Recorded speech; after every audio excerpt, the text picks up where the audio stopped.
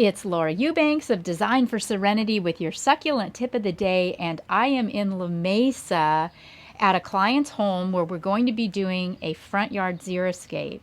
When Jennifer reached out to me, she mentioned that she had a few plants in the backyard that I might be able to use in the xeriscape if I so desired, and she would like to show them to me at the time of the consultation. I was not prepared for what lies behind this gate. And I knew then, like I know now, that I had to share it with you guys. Check out what Jennifer has done. Now, this has taken her over a period of over many years, but the majority of the garden has been done in the last 4. Was it inspired by your YouTube? Oh, yes. She was inspired. You'll see, a lot of her design aesthetic you'll see from my videos. But this is Jennifer. This is her little paradise. Isn't it gorgeous? I mean, from the moment you walk in, the eye is drawn to that gorgeous pink ice bougainvillea on the fence. Then you sweep across. You see all of the beautiful succulents. Her plants are absolute perfection. She's got that dialed in collector designer type of vibe where, every single plant has been lovingly maintained and lovingly placed based on its microclimatic needs. La Mesa gets hot. I consider this to be a semi-hostile environment. It gets really hot out here and it can get quite chilly in the winter. So over the years, Jennifer has learned what likes what where. So she has a lot of pots and a lot of really cool things in pots, but you'll notice that all of her things in pots look good. She is also a fan of Planter's Paradise and El Cajon, and these pot rocks came from Roberts. Hasn't she done such a spectacular job of planting them out?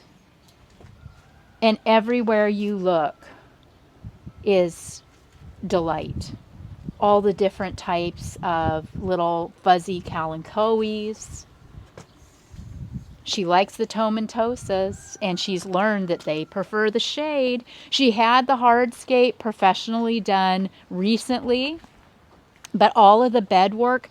Another thing here, she's got, has battled gophers nonstop. So she's learned to plant plectranthus. The gophers, according to Jennifer, don't like it.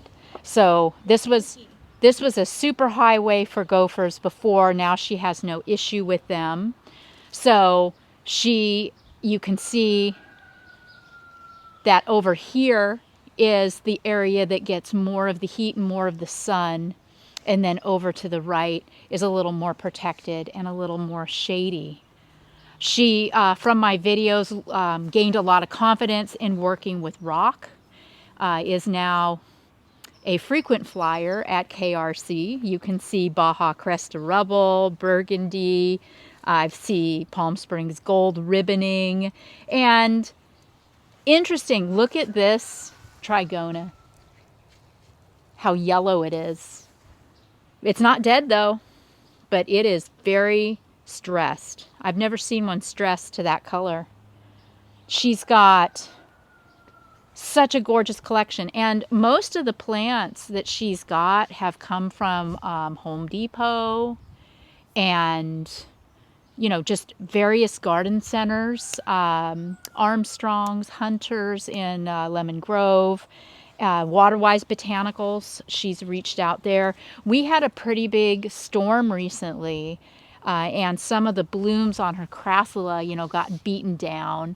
But, oh my gosh, just look at the texture and the color. There are footings here, just like in my courtyard. And she watched the video where I talked about, got footings? No worries. The succulents only need a few inches. Just throw dirt on it. All of these were in pots. And then she went ahead and put them in the ground. And obviously they have done beautifully. This is artificial turf. She does have a couple of doggies, so this makes sense, but look at how she's cut it up and created rings.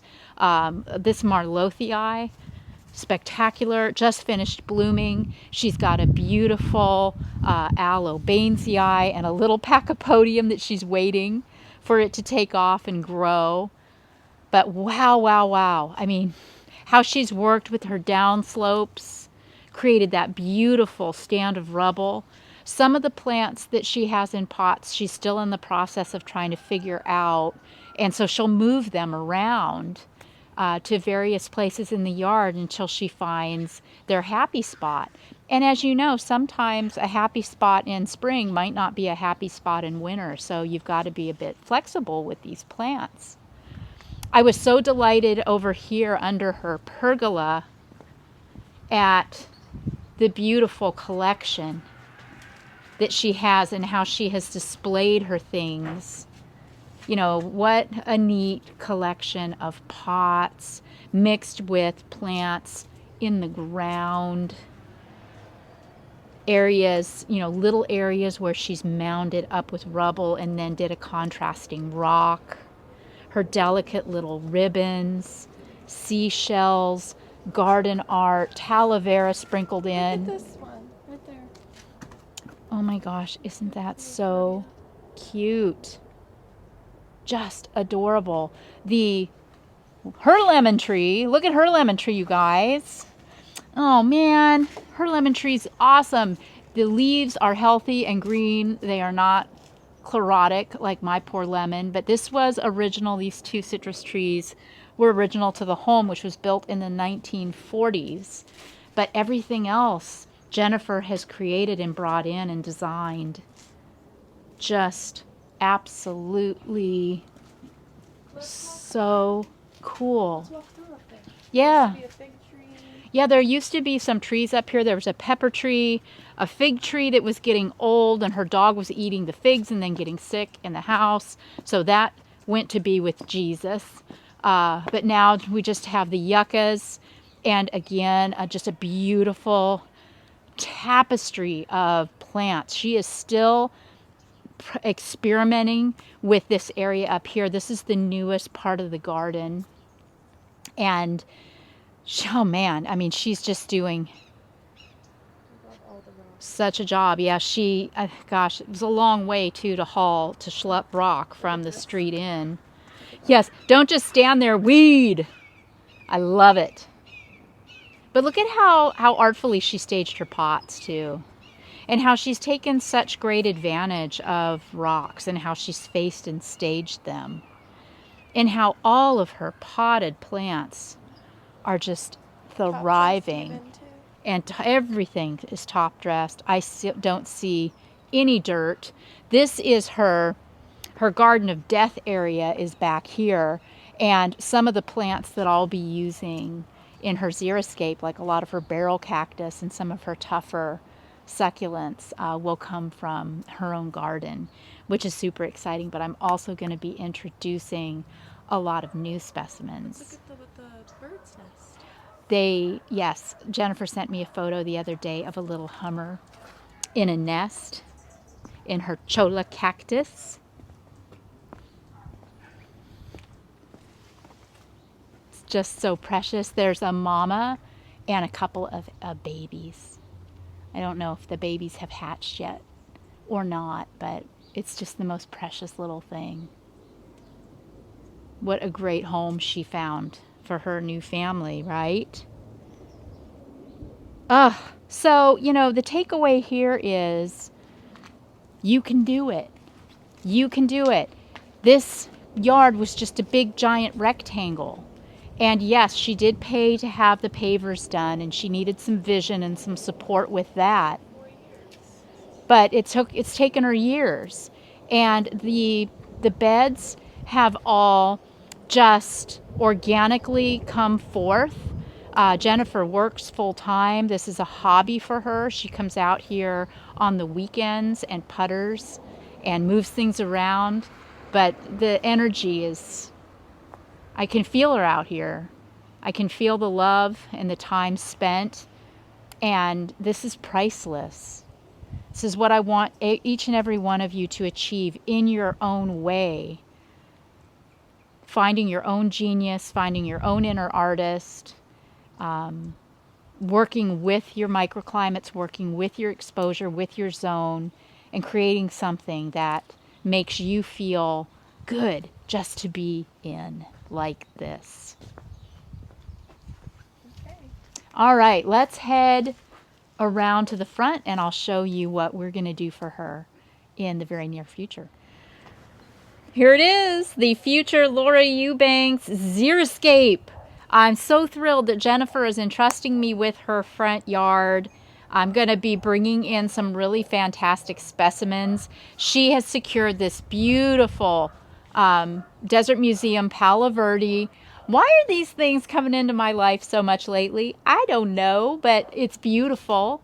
And with this exposure, she needs some shade. It's a great choice. Where the dilemma with this xeriscape, and the client is actually doing the lawn removal themselves, which is super. And they have so many gophers that they want to put down netting. But we don't want to girdle the roots of the tree, but we want to protect the tree from the gophers. So we are in the process of doing some research on galvanized versus non-galvanized netting, and just how to do that successfully to support this tree, as well as a couple of succulent surprises that I have for her that are going to need also to extend their roots down fairly deep for support. So if you have any experience or knowledge in regards to this gopher netting dilemma, please let me know in the comments and I will pass those along to Jennifer. All right, so this is your before, and this is everybody's yard, so I can't wait for you to see what we do here. This has been Laura Eubanks of Design for Serenity with your succulent tip of the day in La Mesa. Bye, guys.